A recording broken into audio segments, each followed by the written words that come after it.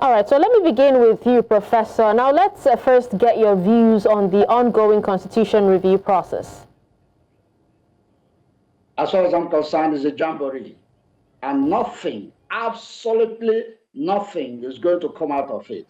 This is not the first time. I think that's a way the National Assembly have created to make money for themselves, because they are going to get allowances for moving around. Can you imagine that when it was done for the Southwest, it was not even publicized? A lot of people didn't know that such things were going on. The Constitution is a bad one.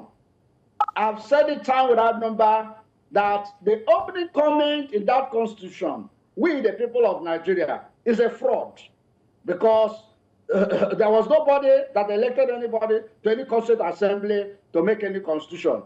It was just 2-3 people in a room that Abacha told what to write because he wanted to succeed himself. And unfortunately, because of the way Obasanjo came in, Absalom foisted that constitution on him, and they started operating that constitution. We have patched and, that constitution severally, and nothing is coming out of it. My worry is what happened to the 2014 confab. In fact, that's one of the grudges I have against Jonathan, because he had the opportunity of pushing that confab to the National Assembly. Recall that while that National Assembly was winding up, they passed about 200 or 200 and something bills within 24 hours or 48 hours. That would have been the time that Jonathan would have presented that document to the National Assembly. They would have passed it into law. And today, we won't be talking of amending a very bad constitution. There are so many lacunas in that constitution, and that is why we are where we are today. So you keep on amending something that is bad, you can't get anything good from it. I think we need a brand new constitution. And 2014 confab would have been the best option that would have had in getting a new constitution. 2 days ago or so, they were parading that, I don't know whether that is true, that the Senate has approved 12 more states. From where? And you see that they gave each state, or each zone rather, the 6 political zones, they gave each of them 2 additional states. I don't think that is okay for us, because before now, even the confab went into that and they said something. They said one of the zones had been marginalized in the creation of states. What they were advocating was, before you can even think of any new states in the Southeast, and I'll tell you why. Because Nigeria is standing on 3 points. The North, the South, and the East and the West. That's the 3 points that Nigeria is standing on. Now, they are saying minorities. The Nigerian state have made the Southeast the minorities, because of all the other geopolitical zones, they have 6, 7 states. It's only Southeast that have 5 states. So I think the confab, they were fair in their judgment to say, first of all, create 1 more additional state in the Southeast before you now think of creating additional states. But they are jettisoning that because Nigeria, I don't want to say. Okay. Now let's hear from Emem as well. Your general thoughts on this. Yeah, my thoughts on this is specifically, I'm interested in the special seat bill, and I think this is an opportunity for the National Assembly to redeem themselves after throwing out the gender bills in 2023. The special seat bill, we are looking at increasing special seats for women in the Senate, special seats for women in the House of Reps, special seats for women at the State Assembly. And this will go a long way to increase the number of women in electoral processes. Over the years, instead of the number of women at the National Assembly to be increasing, it is decreasing. And in this particular administration, it is worse than what we had in previous administration. So I think this is the time for this administration to prove that they are committed to increase participation of women in politics.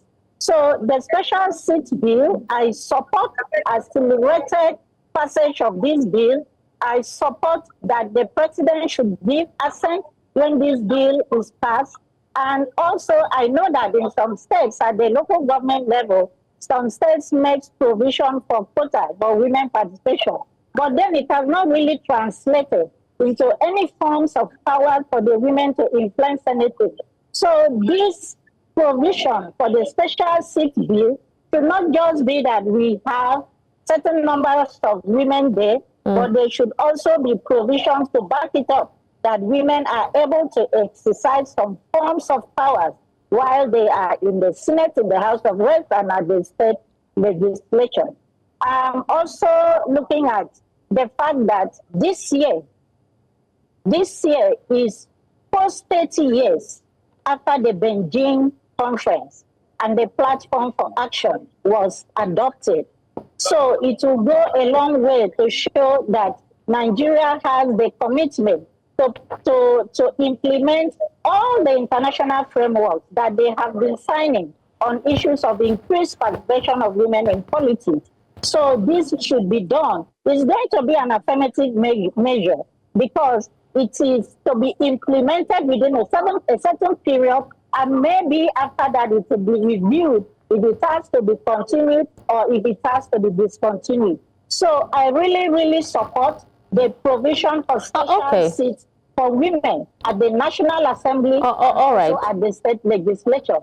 All right, now let's come back. I also want to add that just as the professor said, information about the public hearings did not come on time. So women didn't really have enough time to mobilize to go to the public hearings. Okay. Let's come back to Professor Nnah. Professor, do you foresee any challenges, especially in balancing state autonomy with national unity during this constitution amendment process? Balancing state autonomy with national unity. What are they balancing? See, okay, let me start this way. Are you aware that there was an executive bill for local government autonomy, and the governors went to court, and the Supreme Court even said that the local government should be autonomous? Up to now, has it been implemented? I can tell you for free, madam, go to the bank with it. This is a jamboree, and nothing is going to come out of it. If anything comes out of it, then I am not in Nigeria. I know this country very well. They are just making money for themselves. Nothing, absolutely nothing is going to come out of it. We have had laws in this country. We have governments promise heaven on earth. We are going to, the affirmative action, we are going to increase the number of women. We are going to reduce the number of MDAs.